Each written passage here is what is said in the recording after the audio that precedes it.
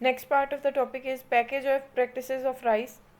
Package and practices of rice. Rice जिसका botanical name है oryza sativa. Family जो है that is poaceae and origin Indo Burma.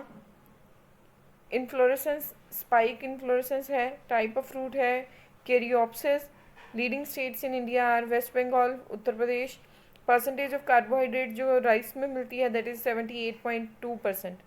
Introduction है. Paddy is unprocessed part whereas rice is the one which is processed from paddy. जो है जो कि चावल की जो अनप्रोसेस्ड पार्ट होता है उसको पैडी बोलते हैं और पैडी की प्रोसेसिंग के बाद हमें राइस अवेलेबल हो जाता है. Rice is the staple food crop of more than 60% of the world's population. तो मेजर जो वर्ल्ड की पॉपुलेशन है 60% पॉपुलेशन है उसका मेन फूड जो है वो राइस रहता है. About 90% of the rice grown in the world is produced and consumed in the Asian region. Asia में सबसे ज़्यादा इसकी कंजम्पशन होती है. सॉइल रिक्वायरमेंट कैसी है राइस के लिए वो देखते हैं. Rice can be grown in diversity of soils like alluvial, lateritic, red, black, brown, saline, alkaline, acid soils, etc. It can be grown not only in lands but also on a wide range of slopes. ठीक है, तो slope areas में भी इनको grow करवाया जा सकता है और फ्लैट एरिया में भी. लैंड प्रिपरेशन कैसी होनी चाहिए? प्रॉपर लैंड प्रिपरेशन के लिए लेवलिंग होनी चाहिए सबसे पहले.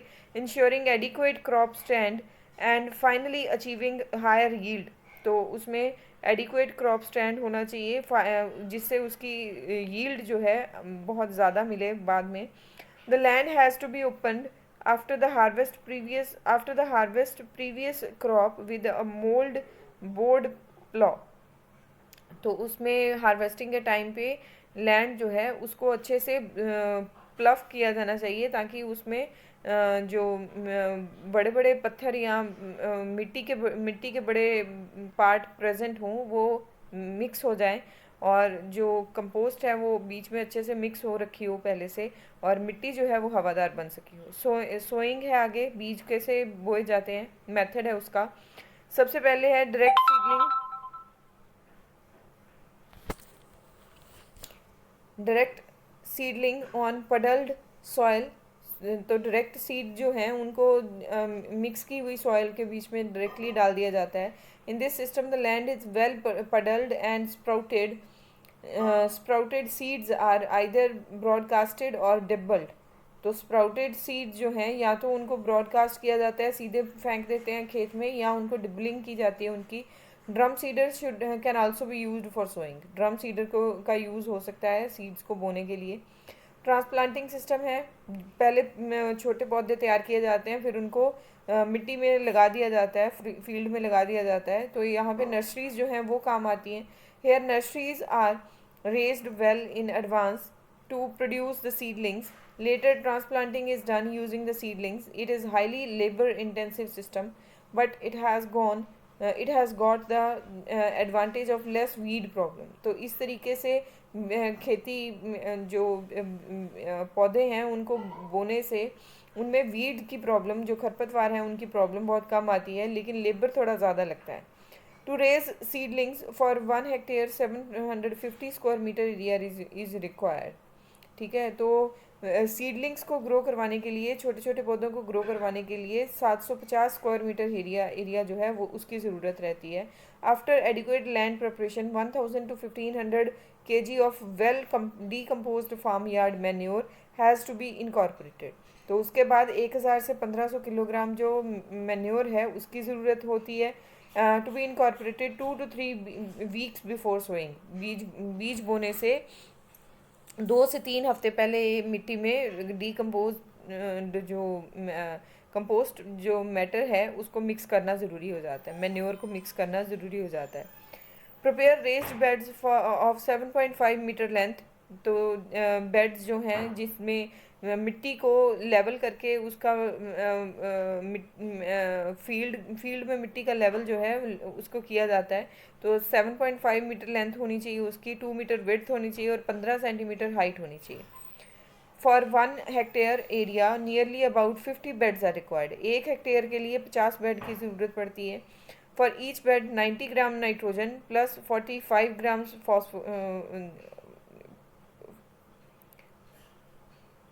P2O5 plus 45 grams of K2O bed should be applied. ठीक है, तो केमिकल्स की कॉन्सेंट्रेशन जो है वो बताई गई है पर बेड के लिए कितनी होनी चाहिए। There are 3 types of nurseries are followed for raising the seedlings for transplanting. 3 तरीके की नर्सरीज होनी चाहिए। पहली है dry bed nursery, wet bed nursery and dapog method of nursery. पहले ड्राई बेड नर्सरी है, तो इसमें जो बेड है, जो मिट्टी के बीच में मॉइस्चर का कंटेंट है वो कम रहता है।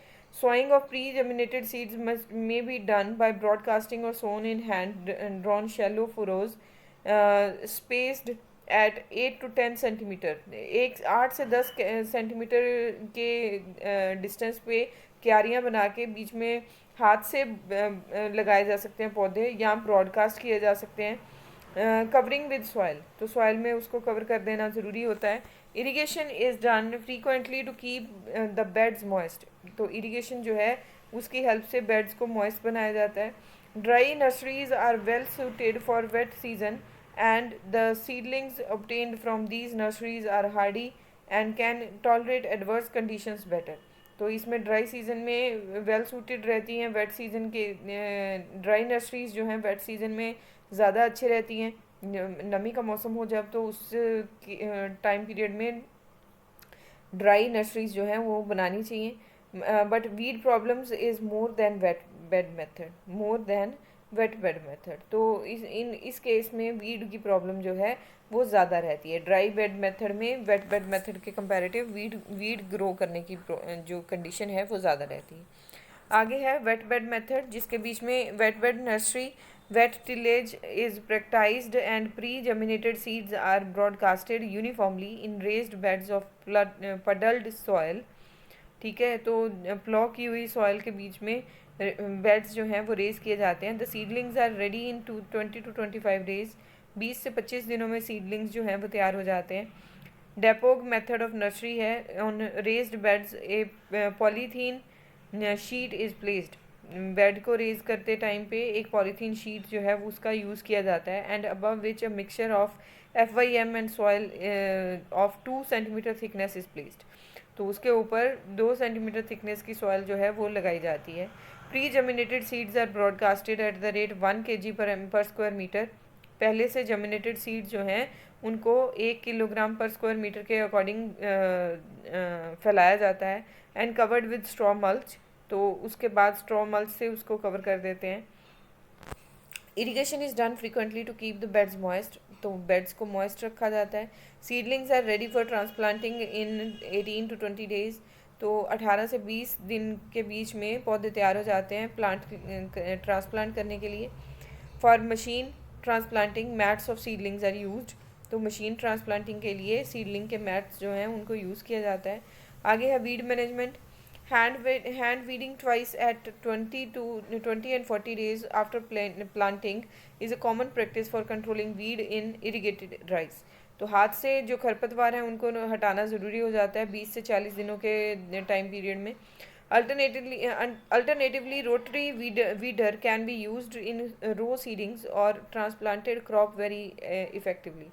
तो रोटरी वीडर जो है उसका यूज़ करना ज़रूरी है।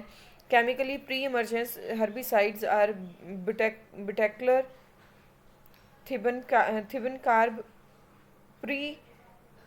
Prettylicker, and Anilofos at the rate 4 kg per hectare, and post-emergence herbicides like Propanil, 2,4-D and MCPA are applied for controlling weeds. तो इन केमिकल्स को यूज़ करके वीड्स को कंट्रोल कर सकते हैं। टाइम ऑफ सोइंग, टाइम कौन सा होना चाहिए बीज बोने का या पौधों को बोने का। Optimum time of sowing is one of the important non mandatory inputs for raising crop production.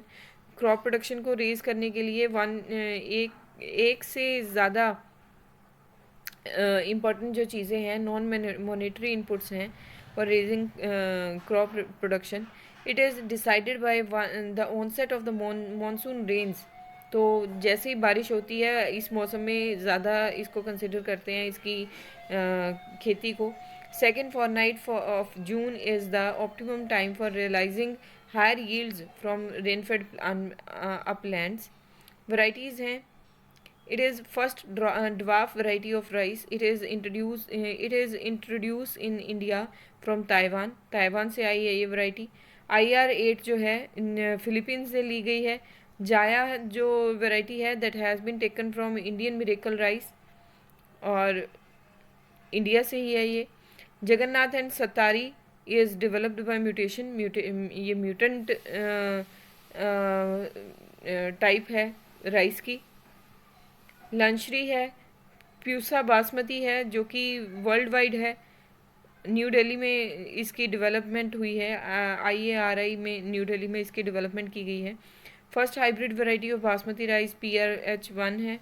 फिर सीड रेट है, seed rates of 70 to 90 kilograms per hectare for drilling and 100 to 120 kilogram per hectare for broadcasting is recommended. Spacing है, inter row spacing of 20 centimetre and intra row spacing of 10 to 15 centimetre is being followed. Nutrient management है, incorporation of well decomposed farm yard manure at the rate 10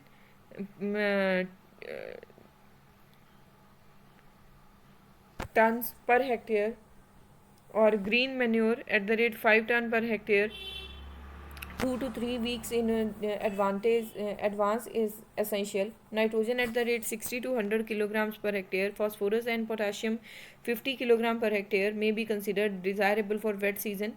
ठीक है, तो ये सारी quantities जो हैं wet season में यूज़ करने के लिए न्यूट्रिएंट मैनेजमेंट में हेल्प करती हैं। अब हार्वेस्टिंग एंड थ्रेशिंग है, जिसमें harvest the crop at 30 to 35 days after flowering when stalks still remain green to avoid grain shedding। ठीक है, तो ग्रेन शेडिंग जो बीज हैं वो निकल के बाहर आने से पहले 30 से 35 दिन के अंदर अंदर फ्लावरिंग स्टेज के टाइम पे हार्वेस्टिंग करनी ज़रूरी है। यील्ड जो है it varies from season to season and variety to variety besides several other factors, while the average yield vary from 4 to 5 tons per hectare during खरीफ। तो खरीफ के टाइम पे जो एवरेज यील्ड है वो 4 से 5 टन पर हेक्टेयर